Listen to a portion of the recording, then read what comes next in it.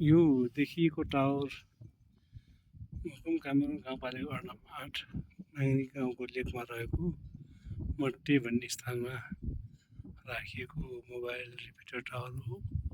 यसले यो पालिकाभरिका झन्डै झन्डै 7 वडाहरू 6-7 वडाहरूलाई मोबाइल 4G सर्भिस सेवा दिइरहेको छ यो रिपिटर टावरबाट। यो पनि यो गाउँपालिका अन्तर्गत एकदम रमणीय स्थल मट्टेमा पर्छ। यो मट्टे भन्ने स्थान समुद्र सतहबाट करिब 3500-4000 मिटर हाइटमा छ। 3500देखि 4000 मिटरसम्म हाइटमा छ। पर बादल लागेको स्थान हाम्रो पवित्र धार्मिक स्थल छायानाथ, यहाँको स्थानीय भाषामा एप्लाङ भनेर चिनिने ठाउँ हो। अहिले हामी बादलको कारण छायानाथ टप हिमाल देख्न सकिरहेका छैनौँ। यसको अगाडिको भाग हामीले देखिरहेका छौँ। यो भूमि वास्तवमा एकदम रमणीय छ। अहिले हामी मोबाइल टावरबाट हेर्यौँ भने यो पालिकाको झन्डै छ केही बस्तीहरू बाहेक झन्डै सबै वडाहरूका कुनै न कुनै बस्ती यहाँबाट देख्न सकिन्छ। त्यति मात्र नभएर यो हाम्रो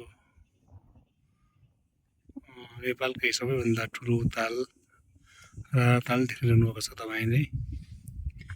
राणाताल पनि यहाँबाट एकदमै स्पष्ट रूपमा देख्न सक्छौँ। त्यसको तल सदरमुकाम मुजिलक सदरमुकाम छायानाथ धारा नगरपालिका अन्तर्गत रहेको सदरमुकाम गाउँमुडी बजार पनि हामीले देखिरहेका छौँ। यो ठाउँ एकदम सुन्दर छ।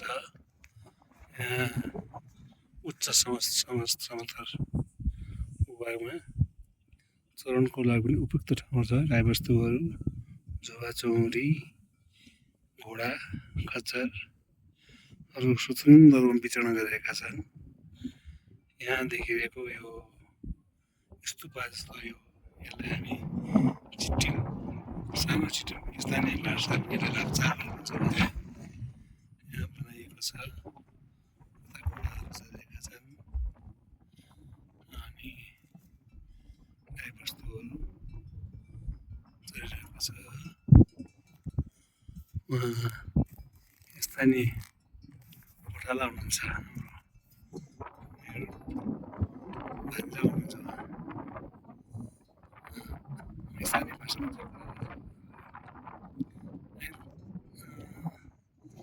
छोतारै योलाई ये फालन रहेछ याला रहेछ याला रहेछ लामो फालन रहेछ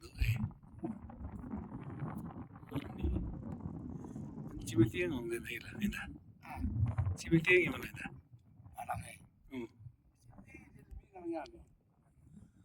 फालन एउटा कतै फालन एउटा लामो जोन छैन है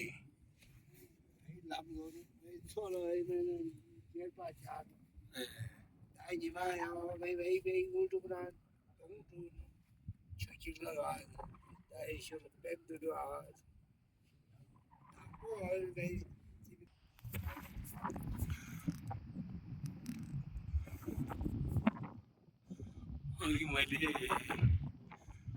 कृष्ण भनेको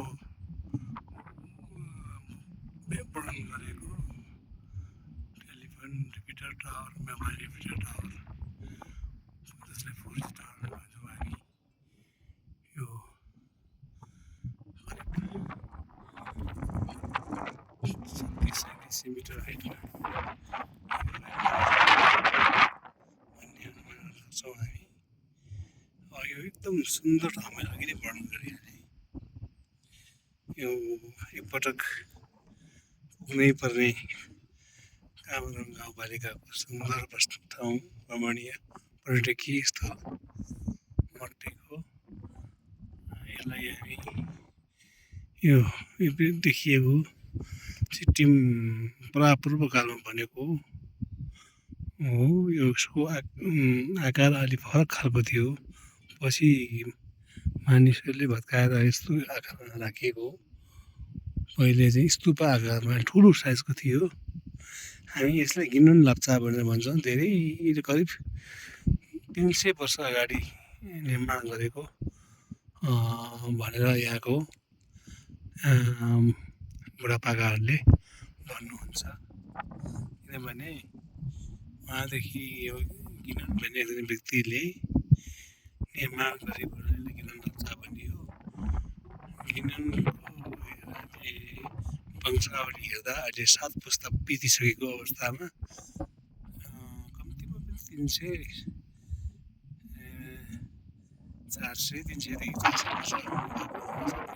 वर्ष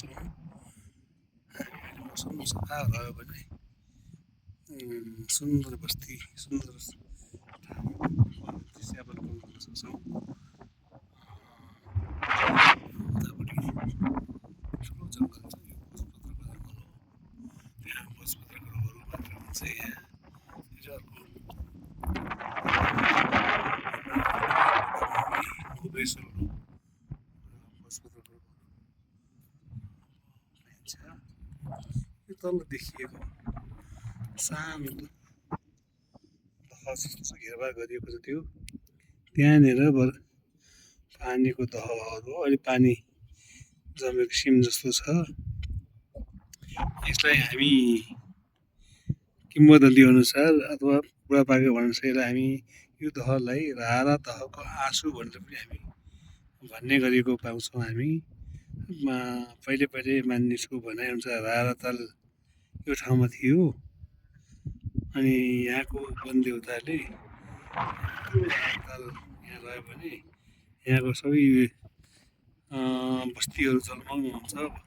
त्यस कारण यहाँ राख्न उपयुक्त हुन्न भनेर राराताल यहाँ बस्न अनुमति नदिएको हुनाले राराताललाई यहाँ पठाएको र जाँदाखेरि एक थोपा आँसु खसालेर गएको हुनाले यो दह चाहिँ त्यो रारातालको आँसु भनेर पनि हामी भन्ने किम्वदन्ती रहेको छ। यो राराताल नजिकै रहेको हुनाले मानिसहरूले यस्तो प्रकारको जनश्रुति बनाएको हुनसक्छ। यो रमाइलो ठाउँ, योभन्दा माथि रमाइलो ठाउँहरू छ। योभन्दा माथि डाँडापत्रिका बिसी दह भन्ने ठाउँ छ एउटा। त्यसलाई हामी बिसवटा कुण्ड भएको बिसवटा दह भएको हुनाले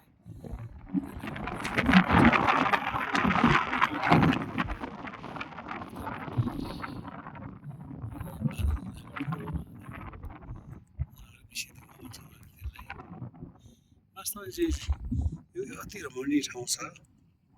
यति फिल्डहरू छ यहाँ। एयरपोर्ट बनाउन पनि हुने खालको छ यहाँ। हेर्नुहोस् यति सबै यो सर्वत्र उच्च भूभाग हो। गाई बस्तुहरू चरिरहेका छन्। यो माङ्रे गाउँबाट पैदल करिबन 3 घन्टामा हामी यहाँ पुग्छौँ। अहिलेलाई यति, बाँकी अर्को भिडियोमा। धन्यवाद।